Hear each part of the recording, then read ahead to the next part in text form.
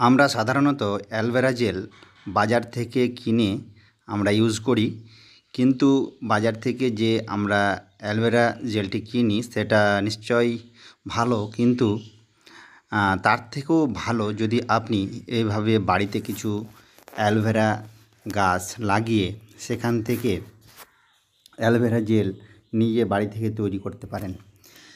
এই জন্য বাজারের যে অ্যালোভেরাগুলো আমরা কিনে নিয়ে আসি সেগুলোতে অবশ্যই কেমিক্যাল থাকে এবং কালার থাকে, যেহেতু সেগুলোকে বিক্রি করার জন্য তৈরি করা হয় এবং সংরক্ষণ করতে হয় দীর্ঘদিন।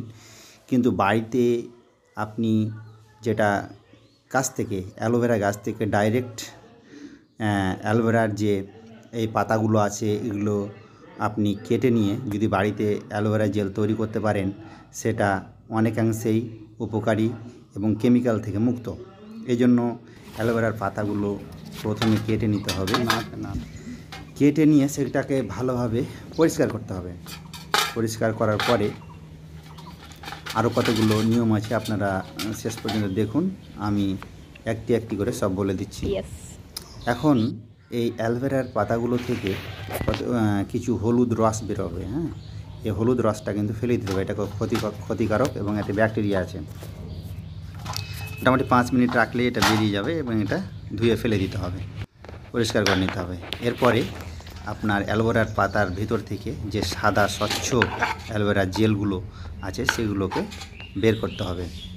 এই জন্য একটা ধারালো ছুরি ব্যবহার করতে হবে এবং এই যে জেলগুলো রয়েছে অ্যালোভেরা পাতার মধ্যে সেগুলোকে সাবধানে বের করে নিতে হবে। বের করে এটাকে মিক্সচার মেশিনে ভালোভাবে ঘুরিয়ে সেটাকে একবারে তরল করে নিতে হবে।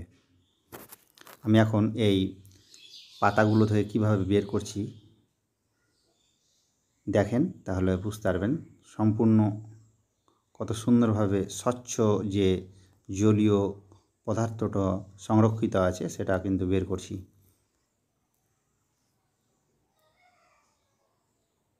কত সুন্দরভাবে বেরিয়ে যাচ্ছে।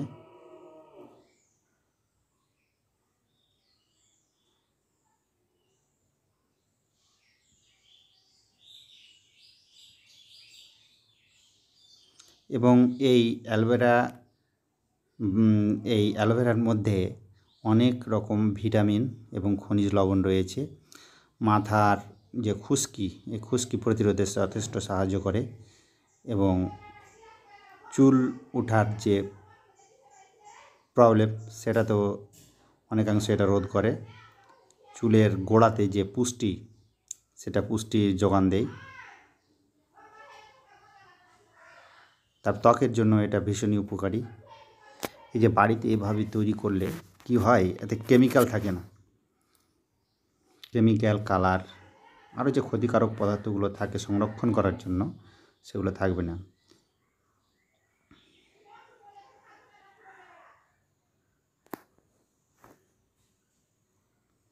এভাবে সম্পূর্ণ জেলগুলোকে বের করে নিয়ে সেটাকে ভালোভাবে ঘোরাতে হবে মিক্সচারে।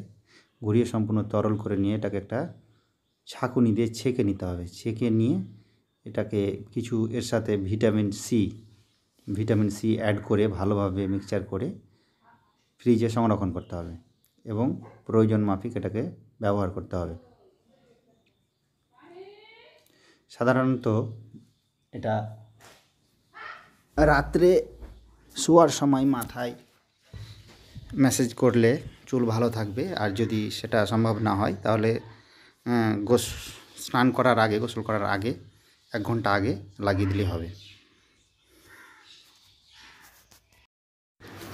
আপনারা দেখুন কত সুন্দরভাবে অ্যালোভেরার পাতার ভিতর থেকে এই স্বচ্ছ জলীয় যে পদার্থগুলো সংরক্ষিত থাকে কত সুন্দরভাবে বের করলাম।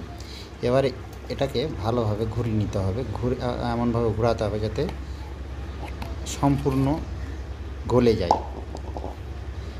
এরপরে যখন তরল হয়ে যাবে ঘোরানোর পরে এটাকে ভালোভাবে ছেঁকে নিতে হবে। ছেঁকে নেওয়ার পরে ফ্রিজে এটাকে বিভিন্ন শেপে সংরক্ষিত করে নিতে হবে এবং যখন যেরকম দরকার ব্যবহার করতে হবে।